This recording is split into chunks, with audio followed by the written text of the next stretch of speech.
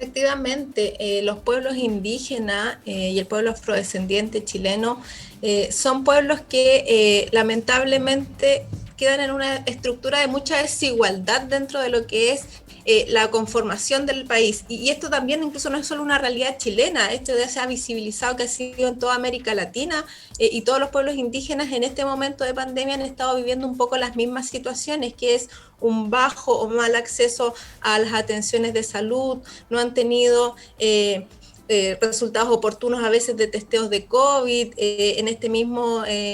estudio que llevamos ya realizando desde el mes de noviembre del año 2020 y todos los meses estamos sacando boletines. También tenemos, por ejemplo, relatos de poblados enteros de 100 personas, de 120 personas en que se han contagiado todos de COVID porque no ha habido una atención adecuada, no ha habido tampoco la prevención, no se llega con la información clara hacia estos poblados. Entonces, sin duda, esta pandemia está afectando esos territorios, está afectando a los pueblos y es lo que hemos buscado por medio de estos relatos que la misma gente nos ha narrado y con la autorización de ellos los reproducimos porque ellos también quieren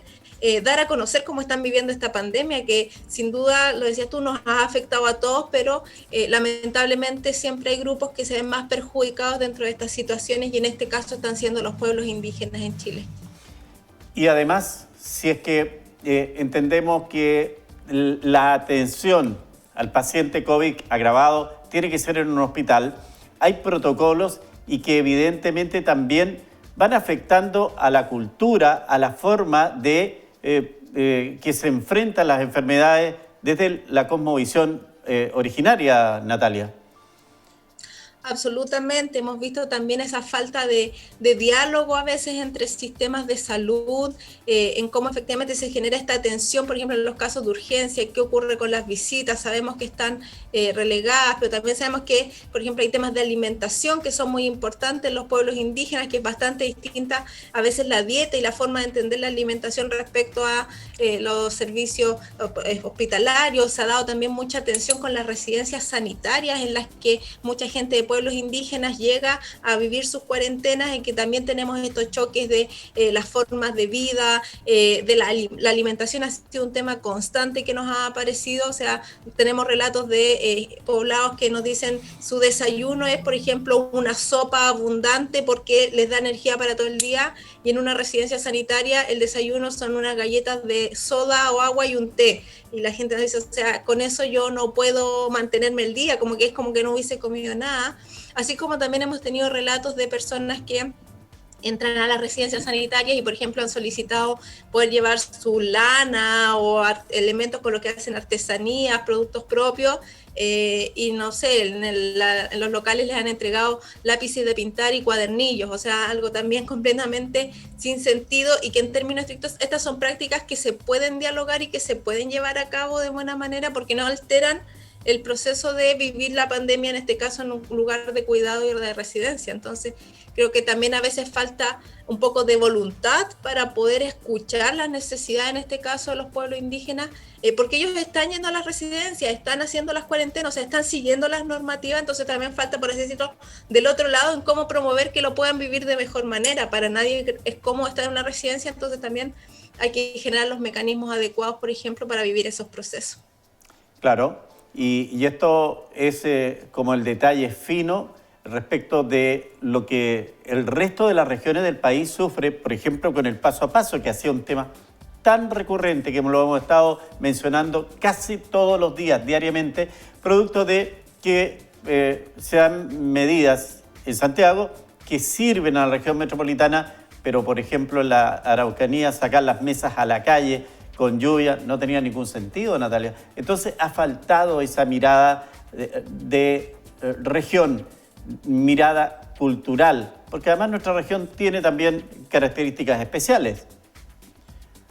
Sin duda se ha visibilizado una falta de pertinencia en las medidas, no solo desde lo indígena, sino que también, como lo decías tú, desde la mirada local, desde la mirada regional, efectivamente está, por ejemplo, el caso este de las terrazas, que efectivamente acá en Temuco, con el mismo clima de hoy día, uno no podría ir a comer a una terraza, pero también, por ejemplo, con el caso de los permisos de desplazamiento para las comunas en cuarentena, es un permiso de 2 horas, y tenemos sectores rurales en esta región en que desde sus casas hasta las localidades urbanas cercanas, ellos demoran 2 horas en solo el trayecto. Entonces es un pase de desplazamiento que los sacan y no alcanzan a llegar al lugar que tienen que llegar y ya se les acabó. Y otro tema que también se ha evidenciado en estas faltas de pertinencia es la brecha tecnológica, y no solo de no saber a veces utilizar